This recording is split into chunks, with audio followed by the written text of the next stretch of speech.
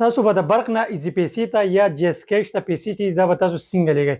ما ته په انبکس کې تقریبا ډېر میسجونه دغه راغلي دي چې په دې باندې یو تفصیلي ویډیو جوړه کړه چې موږ به سعودي عرب نه خپل برق کوم اپلیکیشن دی دې نه به پاکستاني جی اس کیش ته یا ایزي پیسې ته پیسې څنګه لېږو. دې باندې ما یو ویډیو جوړ کړی و خو ډېرو کسانو بیا هم وغوښتله چې د دې باندې بیا یو ویډیو جوړه کړه او موږ ته طریقه وښیه. نو ټولو کې اول نه خو ستاسو ډېره زیاته شکریه چې تاسو زما په هرې ویډیو باندې تاسو کمنټس کوئ او تاسو هغه لایک کوئ، تاسو هغه شیر کوئ. تاسو دغه شانتې سپورټ چې ما سره وي نو انشاءالله زه به تاسو له دغه شانتې ښکلې ښکلې ویډیوګانې راوړم. اوس به ځو د موبایل سکرین ته، خو د ویډیو شروع کېدو نه مخکې زموږ د ویډیو ځان سره لایک کړئ او که تاسو غواړئ چې داسې انفارمیشن ویډیوګانې د موږ ته راځي نو دا پیج ځان سره لازمي فالو کړئ او خپلو ملګرو سره لازمي شیر کړئ. اوس پر موبایل سکرین ته ځو او پریکټیکل طریقه به زده کوو. ملګرو اوس موږ راغلو خپل د موبایل سکرین ته. په دغه ویډیو کې به تاسو ته زه ښیم چې تاسو به د برق نه پاکستاني ایزي پیسې ته یا جی اس کیش ته ریالونه چې دا به تاسو څنګه ټرانسفر کوئ. زه جی اس ته ټرانسفر کوم، تاسو ایزي پیسې ته او جی اس کیش ته هم په دغه طریقې سره ټرانسفر کولی شئ. د دواړو طریقه چې دا هغه بالکل سیم ده. ټیک ته نو تاسو به خپل کوم برق اپلیکیشن چې دا به تاسو اوپن کړئ، به تاسو خپل فنګر ولګوئ.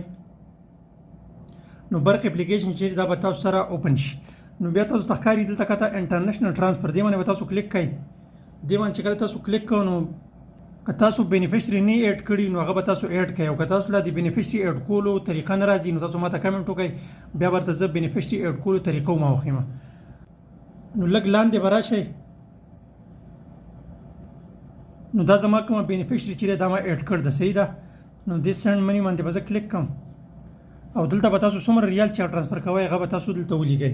ټیک ده نو زه 113 ریال چې دا ټرانسفر کوم د تاسو ته ښکاري 113 ریال نه 8391 روپۍ چې دی هغه جوړیږي او ریټ چې دی هغه 74.26 دی. یا د لاندې تاسو ته ښکاري پرپس اف ټرانسفر، دې باندې به تاسو کلیک کوئ. دې کې به تاسو ته خپل د مرضۍ مطابق یو پرېږده. ټیک ده او بیا لاندې تاسو ته ښکاري کنټینیو، په دې کنټینیو باندې به کلیک کوئ. په کنټینیو باندې چې کله تاسو کلیک کړه نو دا تاسو ته ښکاري دې کې به تاسو ته مکمل ډیټیل چې دی هغه راشي. تاسو کوم نمبر ته لیږئ، څومره روپۍ لیږئ او دې باندې څومره ټیکس دی. دا فارم چې دا به تاسو چیک کړئ ځکه چې ډېرو کسانو نه بیا دې کې غلطي کېږي او هغونه غلط نمبر ته ټرانسفر کېږي. دلته تاسو ته نمبر هم شو کوي او څومره ریالونه تاسو لیږئ هغه تاسو ته هم شو کوي او څومره ټیکس دی په دې باندې هغه هم شو کوي، صحیح ده.